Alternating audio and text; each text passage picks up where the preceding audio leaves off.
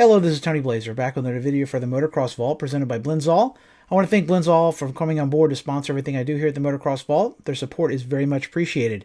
If you would like to pick up some high-quality racing oil, we are also offering a discount code now. The discount code is VAULT20, that's VAULT 20.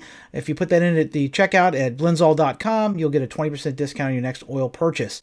Blinzall has been providing racers with high-quality racing oil since the late 50s.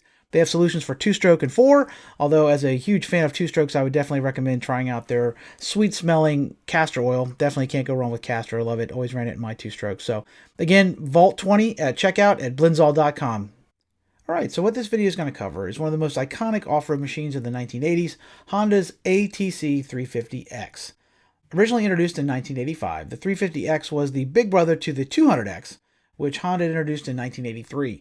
The 200X had used basically a modified version of a XR200 motor with a full manual transmission, manual clutch, full suspension. It was a really high-performance ATV for its time, really the only high-performance four-stroke ATV in the market, really, in 1983. Really broke new ground in that realm. It proved a huge, huge hit for Honda because prior to this, if you wanted to race an ATC, which I'm not sure why people did, but they did, they were taking like utility bikes like the 185S, throwing suspension on it, changing the frame, putting like a power roll upgrade kit in it, basically turning it into this fire-breathing little three-wheeler and racing them. So Honda saw there was a market there for it, and after introducing the 250R two-stroke high-performance three-wheeler in 1981, a couple years later they'd come out with this four-stroke version. Now, the stock 200X was no rocket. It was obviously, as I said, it's an XR motor. By most any standards, that's not very high performance. But in the ATV world, it was certainly way more peppy than you would have seen in most machines. Things like the manual clutch certainly made it more fun to ride. It was a great little trail bike. Stock, it wasn't much of a racer. Again, if you wanted to race it like in an ATV motocross, you're going to need to upgrade the suspension, the motor, and spend a lot of money. You could easily double the cost of your ATC.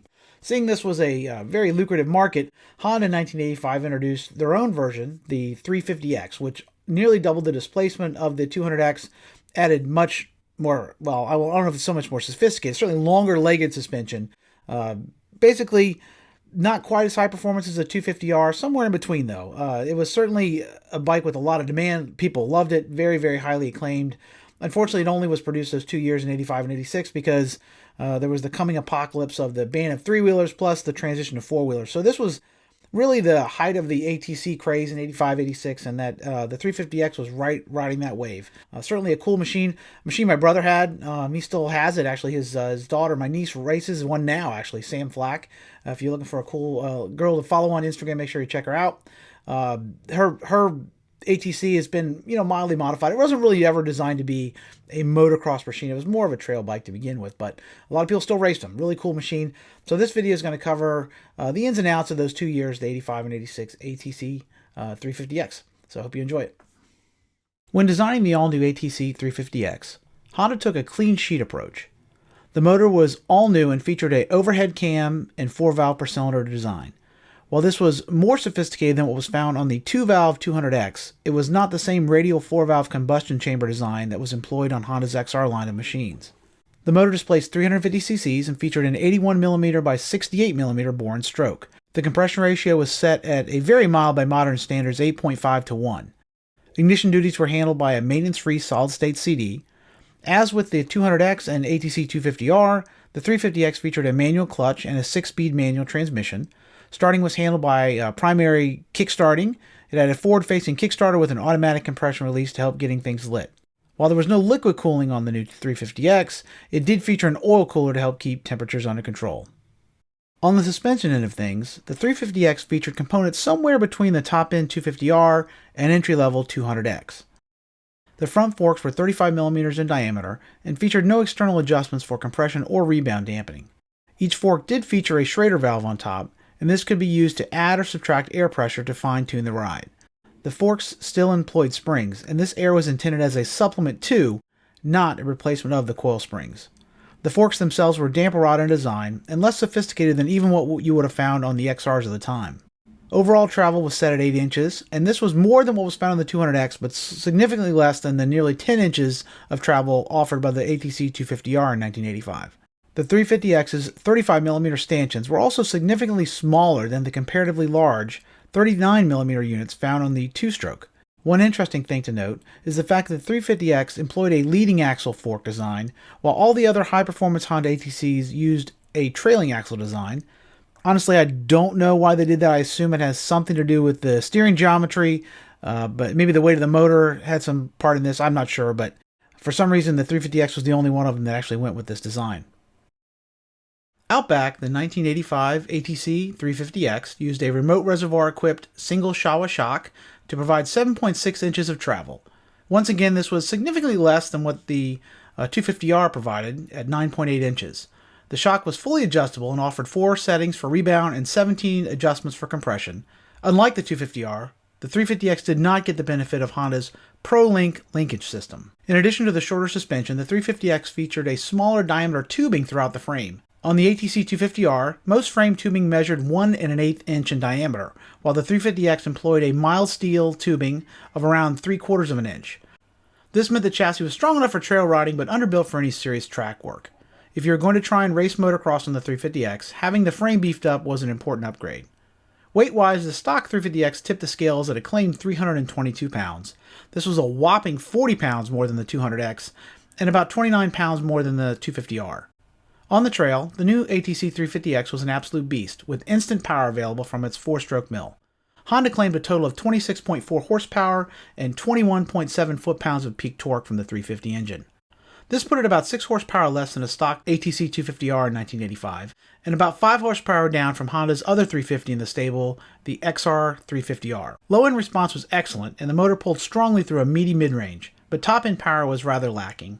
For its intended use, the stock 350X's low-to-mid power band was perfect. It provided great response, snappy power, it had more than enough oomph to get the front end over logs and roots and what have you on the trail. It wasn't really going to be great on an outdoor motocross track where you might have to have a little more top-end power, but it was more than adequate for the kind of riding the trike was designed for. Handling and steering precision were excellent in the woods, but its tall stock Otsu tires made sliding a challenge. Two-wheeling on flat ground was common, and care had to be taken not to upset the chassis mid-turn because the 4-stroke had a very strong compression braking effect. If you rolled off the throttle mid-turn, it was likely to high side. If sliding was your cup of tea, a switch to a lower profile set of aftermarket tires were probably a good upgrade. Although the front end was very light, the 350X actually was an able climber as long as you used proper body positioning. Wheelies were effortless, but care had to be taken not to ride one too long, as the motor could actually starve for oil if left in the vertical position too long. In 1986, Honda addressed this by upgrading the oil pickup and redesigning the oil pump to prevent this from happening. This was really the only major change from 85 to 86. On the suspension front, the 350 was very soft in stock condition. This worked well on the trail, but was quickly overtaxed if you pushed it on the track. The smallish 35mm forks flexed noticeably more than the ones on the 250R, and any large jump was met with a metal-to-metal clank. The shock was likewise very soft, but as long as you kept it in its element, it worked very well. Off jumps, the 350X performed well enough, but care had to be taken not to overtax the stock suspension components. If you flat landed or missed time to double, you were likely to feel it in your wrists and ankles for weeks. Once the speeds rose, the stock shock's quick rebound made maintaining control difficult. Basically, as long as you were sensible about how you rode it, the ATC350X was a willing participant. If you did spend the money to get the suspension and chassis upgraded though, it made a fairly decent 4-stroke racer. Braking was excellent on the 350X. It used a pair of powerful hydraulic disc brakes, front and rear. This was something even the motocross models did not have in 1985. When you combine the excellent disc brakes with the motor's very heavy compression braking, you have one of the fastest stopping ATVs available in 1985 and 86. With its stock tires and its snorkel-type air intake, the ATC350X was also a virtual submarine. The bike could be submerged all the way up to the tank without drowning out, and if you got in too deep, if you jumped off, it actually floated. If three-wheeled racing was your thing, there were certainly better 2-stroke alternatives available, but if you were into those luscious 4-stroke vibes, there was no better choice than the Honda ATC350X. The premature demise of the three-wheelers in 1987 would of course put an end to the 350X. While the all-new 4-tracks 250X would take its place in the lineup, the quad version would never quite gain the cult following the mighty 350 enjoyed. Today, these dinosaurs from days long gone by are prized collector's items. In the span of only 5 years, the performance three-wheeler was born and then just as quickly laid to rest. Because of that, these machines remain revered by some, reviled by many, and misunderstood by most. Bikes like the ATC350X will never come again, and because of that, they will always enjoy a special place in the pantheon of high-performance machines. I hope you've enjoyed our look back at the iconic 1985 and 1986 Honda ATC350X, certainly the first and the last of its breed. The competition never got a chance to really make a competitor for the 350X because by the time this bike was put to rest, everybody was already moving to four-wheelers. So really that move kind of killed the three-wheelers in general. I'm not so sure if they would have been around much longer, even if the government hadn't killed them. Either way, they were fun. You definitely had to ride them with a grain of salt. I rode my brothers quite a bit. They tried to kill me many times. Like I said, those things they're pretty dicey if you don't know what you're doing. Even if you do, they're pretty dicey. So I know they're devoted followers, and I have huge respect for anybody who can go fast on one of these things. I never could. Like I said, I was always felt pretty much out of control. The thing was riding me instead of the other way around. If you like this, make sure you check out some of the other videos I've done on the channel. I did a retrospective on Honda's ATC350R, very similar to this. Basically covers the ATC from 81 through its demise in 86 as well. And I've also done, of course, many other retrospectives on other motorcycles and what have you. So if you could share this on social media, I'd very much appreciate it. If you're not subscribed, please do.